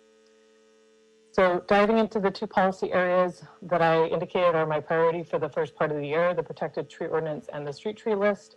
Just as a reminder, the protected tree ordinance is in response to 3 council files that talk about enhancing and strengthening enforcement for the protected tree ordinance and expanding what we potentially protect. And it again reflects this cross-departmental working group that began convening in August of last year and is still meeting. We did listening sessions. Now we have the comparative cities analysis that's nearing completion. And then we had a stakeholder focus group session held in January with that Tetra Tech team, sharing with them some of the comparative cities findings and getting their feedback and robust commentary on how we could improve our protected tree ordinance. Ongoing work related to that is continuing to look at interdepartmental processes and staffing needs for our protected tree ordinance to be effective, how we can address certain enforcement issues. And one of the other key ones I'm looking at is the methodology for tree valuation. That's something that comes up again and again, is how are we determining the value of what's being removed in a way that really matches industry standards and reflects what's being lost when we remove a tree. More work to be done there. And again, I'm one voice of a very large team that is looking at that across city planning, building and safety, and streets LA at trying to make this better. Bringing then to our master street tree list and selection methodology, here we're thinking about when we plant new trees, how can we ensure that we're going to have long-lived, healthy trees in the really challenging conditions where we plant street trees? How can we maximize those benefits of city investments in those street trees while minimizing the risk and infrastructure conflicts? And some of our other focus in that area is enhancing species diversity, meeting native biodiversity goals, and providing significant shade and cooling benefits, which I think you're seeing a theme here across the equity projects in this. It's the same we need to be making sure that when we plant trees, it's really helping us achieve some of these goals. And I've just added here some thoughts around the process. Right now, we're talking through this first step, looking at the science of whether or not these trees are able to thrive in Los Angeles. The second step will be incorporating various data and industry BMPs and other city goals, along with community input to make a plan for selecting tree species for a project. So once we have the list of trees that we know will do well in our challenging conditions, incorporating that planning feedback of how we make a selection on a site. And then the third phase will be the process of how do we make this more of a living list? How do we allow for species to be added in a way that's clear, transparent, and efficient? And then how do we deal with this, these challenging site conditions and improving them so that we can have trees be healthy and productive as possible? And so to that end, we're thinking about how do we use tree inventory data? How can we collaborate better with the biodiversity team? And how can we get neighborhood input in determining why they want trees in their community? Is it for shade? Is it for biodiversity, native habitat? What are their priorities for trees in their communities? As well as understanding what they want to see in terms of aesthetics. What are the desired look and feel of their communities? So again, Equity Visiting Scholar and USC Urban Trees Initiative projects are about 95% complete each. It's really funny, they're two separate projects and they're both kind of, I think they both want to be done by Earth Day, which is in mid-April. The Tetra Tech project is also getting closer to the end, I'd say about 80% complete. And Street Tree Selection Guide and Protected Tree Ordinance still have significant work to be done. But I would say that we're more than halfway there, and we're going to be looking for more opportunities for community feedback and engagement as we continue to refine finding the solutions for the challenges we have for the Protected Tree Ordinance and in determining the methodology for our tree selection guide. And I know that was a lot of information, but I wanted to give you guys an update, a little peek into some of the things that I'm working on, so that you can, again, kind of be aware. Let me know if there's other, if any of these components you'd like to hear more about in the future when they wrap up, and to get your feedback. So thank you so much for the time, and hope I'm not keeping you too much longer from your lunch, but thank you. Thank you, Rachel. Colleagues, do we have questions or comments? We'll start with Vice President Garcia. Thank you, President Good. I thank you, Rachel, for your report. You always have very nice, pretty slides, and they all match, and they look like you put a lot of effort into it. But other than that, you did such a great job. I look forward to your more intense reporting. I do have a question. The Tetra Tech contract, is that under Streets LA, or who's that under? Yes, so the little bit of the history there is Streets LA had secured, had done a task order solicitation, awarded it to Tetra Tech for the procurement and development of the tree inventory system prior to determining that we would be using the Treekeeper 8 system that Rec and Parks already had a contract with. And there was a small component of that project that was looking at developing some components of the urban forest management plan. Streets LA was very kind. When I came on, they were just at this point where they went, wait, we're using Treekeeper 8. We don't need Tetra Tech to do this component. Let's enhance that UFMP component, and have allowed me to really, it's been a joint effort. You know, Streets LA is totally involved, and it is their contract, but they've been very gracious in letting me use it to advance our progress towards the urban forest management plan. Got it. Okay, thank you so much for everything. Look forward to your other report. That's all for me, President Good. Thank you, Vice President Garcia. Dr. Davis. Yes, thank you, Rachel, so much on your urban forestry management plan and the reach that you have had in terms of collaborating with others. In particular, I like the usage of our academic institutions and how they help strengthen our infrastructure to achieve our mission, to make sure that we have an accounting of trees and that we have the distribution of them through the various planning programs, particularly in communities that tend to be those that are overlooked. And so therefore, I'm really pleased about your equity program and what you have done using USC and how we've been able to develop a clear program to help improve the quality of tree planting in East Los Angeles.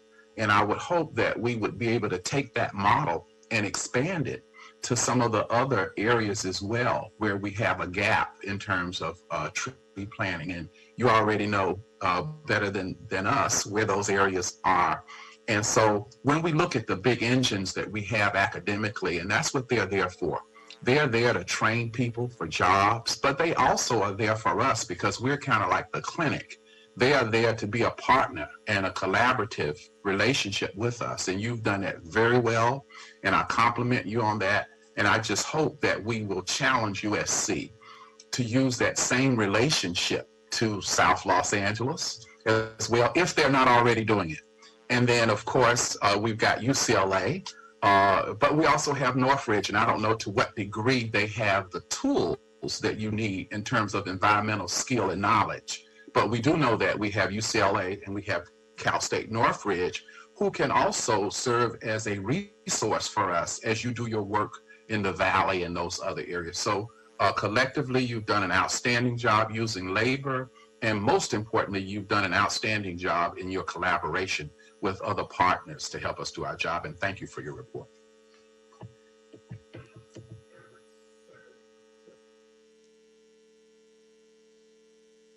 Thank you, Dr. Davis. Commissioner Colosa.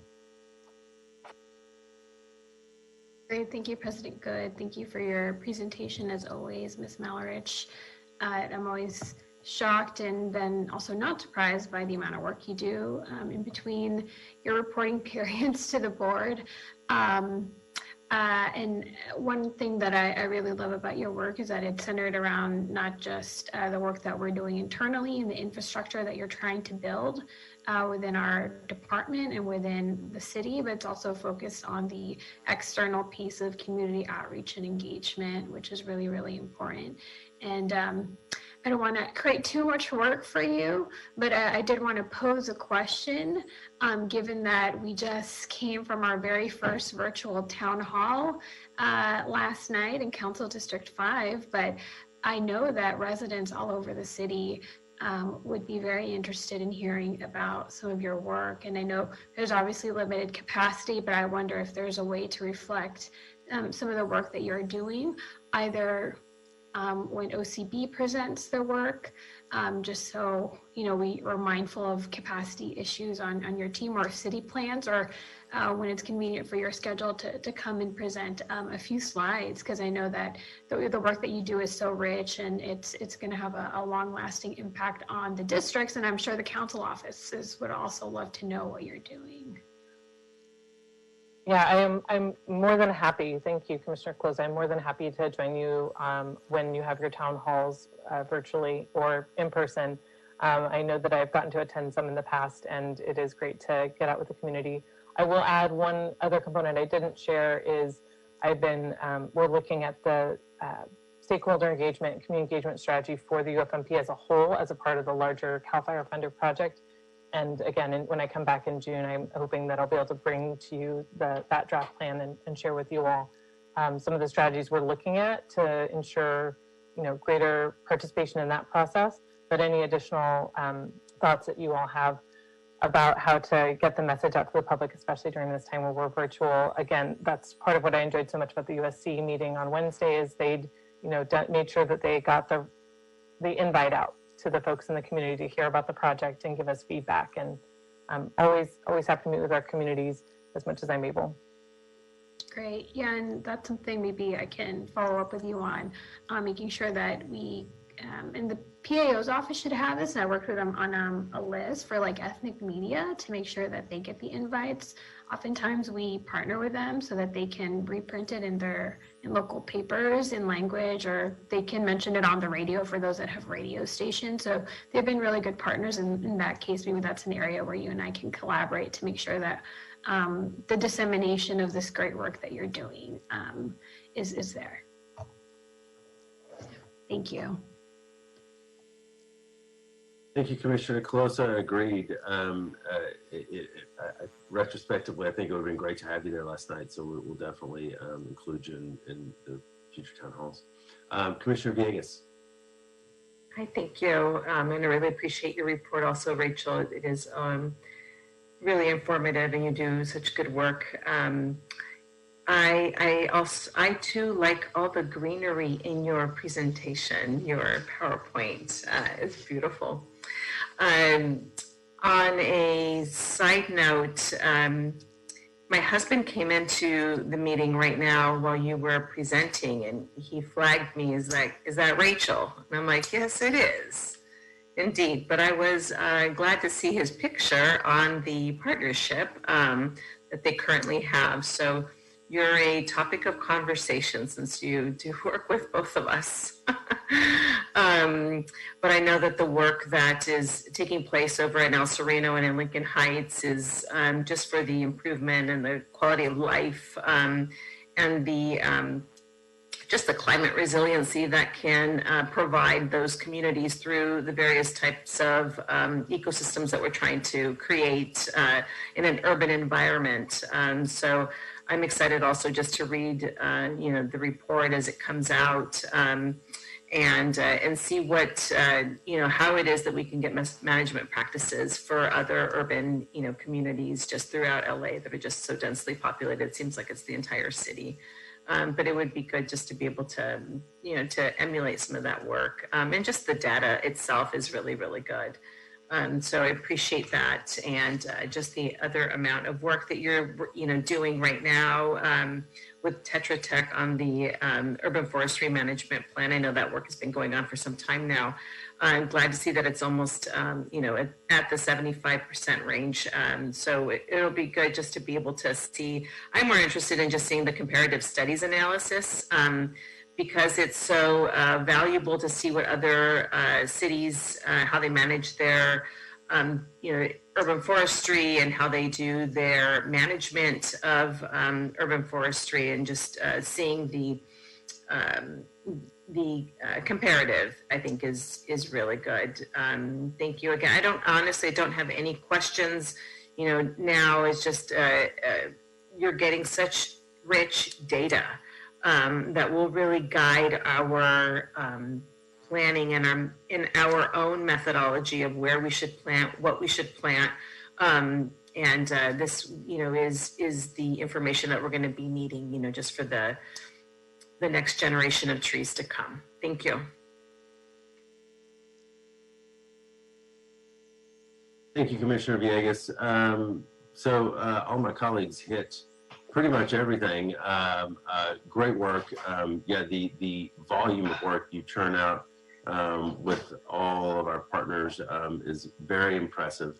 And Audrey's with us. I know the Streets LA team is in it to win it, full tilt boogie.